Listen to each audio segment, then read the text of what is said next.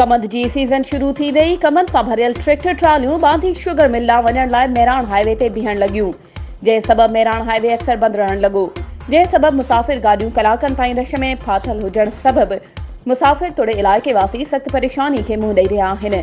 जॾहिं त कमंद सां भरियल ट्रैक्टर ट्रालियूं मेराण हाईवे ते बीहण सबबि हादसा मामूल बणिजी विया। ट्रैक्टर ट्रालियुनि सां गाॾियूं टकराइजण सबबि केतिरा इंसान मर्द तोड़े औरतूं ॿाहिरां ज़िंदगी जी जंग हाराए चुका आहिनि। ॿ ॾींहं अॻु बांधी वासी नौजवान साबिर जमाली ट्रैक्टर ट्राली में लॻण सबबि फ़ौत थी चुको।